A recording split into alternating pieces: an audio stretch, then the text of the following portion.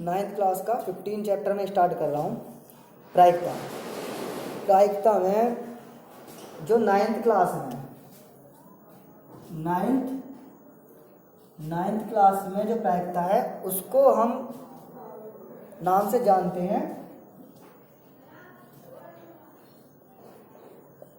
प्रायिकता का सांख्यिकीय दृष्टिकोण।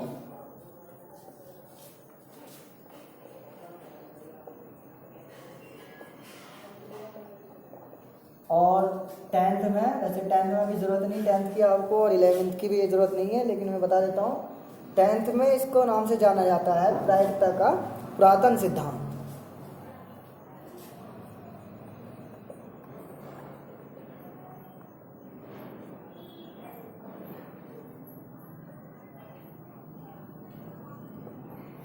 और जो 11th क्लास है, 11th में इसे नाम से जाना जाता है अभिग्रहितीय दृष्टिकोण।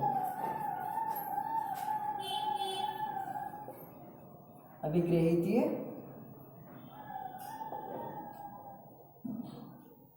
दृष्टिकोण। 12th में इसी बेस पर आगे कंटिन्यूस हो जाता है। इसमें 9th क्लास में ये 15 चैप्टर है, 10th क्लास में भी 15 चैप्टर है, 11th में ये 16 चैप्टर है, और 12th में ये 13 चैप्टर है, और 13 चैप्टर लास्ट है। और ये लास्ट चैप्टर में ही, हर क्लास के लास्ट चैप्टर ही है प्रायिकता। अब 9th क्लास के लिए अगर हम बात करें तो 9th क्लास में जो आपका फॉर्मूला है वो ये है।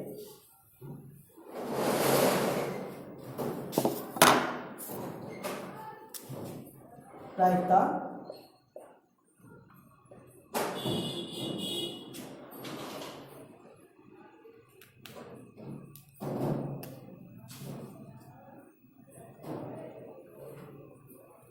अभिप्रयोगों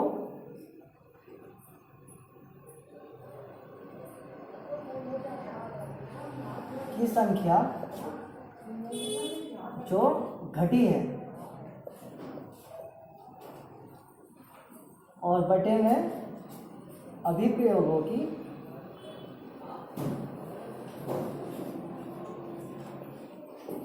कुल संख्या।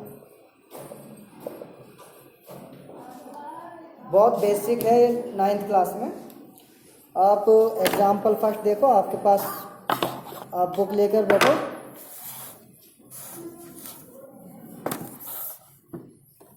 ये कैपिटल की बुक है, आपके पास एनसीईआरटी होगी। कैपिटल का जो नंबर है वो 267 नंबर है।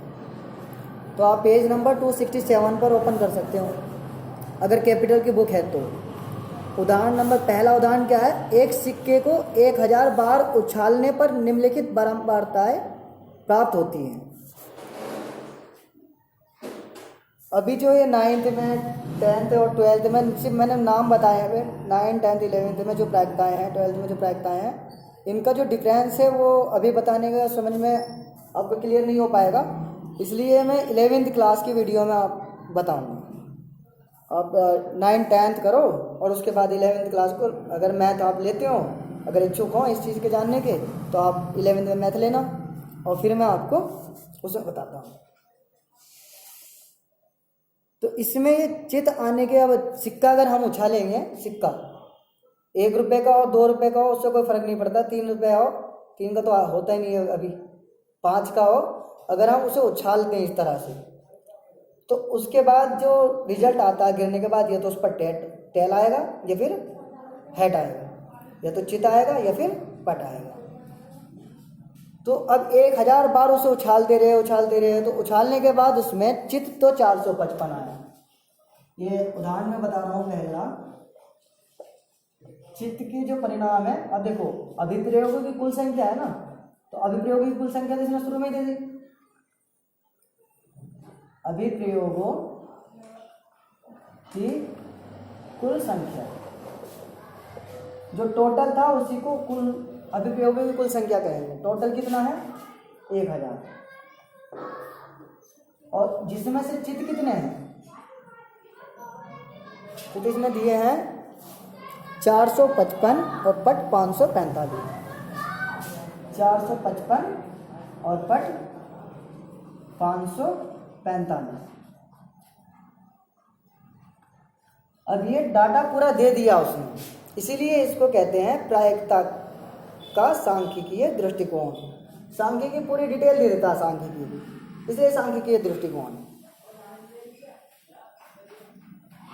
अब आगे क्वेश्चन में इसने पूछा है कि प्रत्येक घटना की प्रायिकता ज्ञात कीजिए। प्रत्येक घटना, एक घटना, कितनी घटना, एक तो चित्त और एक पट, तो चित्त की भी घटना की प्रायिकता और पट की भी घटना की प्रायिकता, दोनों की हमें फाइंड करनी है।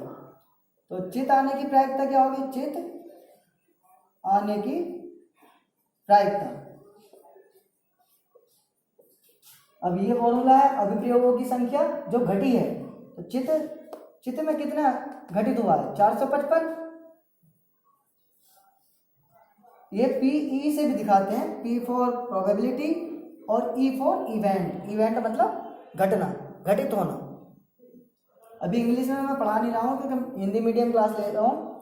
बाकी जो अगर CBSE दिल्ली से जाओ तो 11वीं और 12वीं में सिर्फ इंग्लिश मीडियम से होती है, हिंदी मीडियम से यूपी में होती है, यूपी बोर्ड से CBSE जो होता है। लेकिन फिलहाल मैं हिंदी मीडियम में करा रहा हूँ क्योंकि इंग्लिश की वीडियो निकालूंगा तो वो अलग अलग रहेगी उसमें। तो चित्त की बात हम कर रहे हैं, चित्त में कितने, चित्त में देखो चित्त के जो है वो 455 है, 455। और बटे में इसने क्या कहा था, अभिप्रयोगों की जो कुल है, कुल कितनी, कुल। अब कुल कितना है, 1000 है ना, 1000। अब इसके अगर भाग करने लगे आप इस तरह से, तो ये बच्चों वाली भाग नहीं करनी है आपको इस तरह से। ये सीधा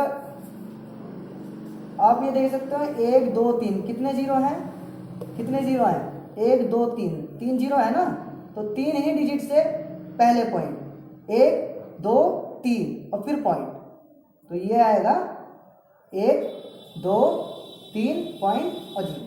तो जितने जीरो उतने डिजिट से पहले पॉइंट, ये हो गया। उसके बाद पट आने की प्रायिकता, पट आने की प्रायिकता।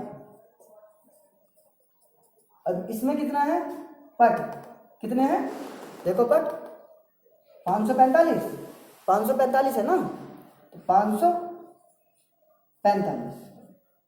अच्छा ये शायद नजर नहीं आ रहा होगा लेकिन मैं बोल रहा हूँ आपको कि ये कितना है, 545। और ये नीचे टोटल होता है ना यहाँ कुल, तो टोटल कितना है 1000।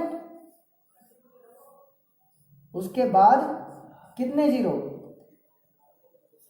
3 डिजिट से पहले पॉइंट, तो यहाँ पर 1 2 3 फिर पॉइंट, फिर उसके बाद पॉइंट के बाद खाली जगह नहीं छोड़ते, जीरो होता है, इसलिए 0.545। तो ये आंसर कंप्लीट।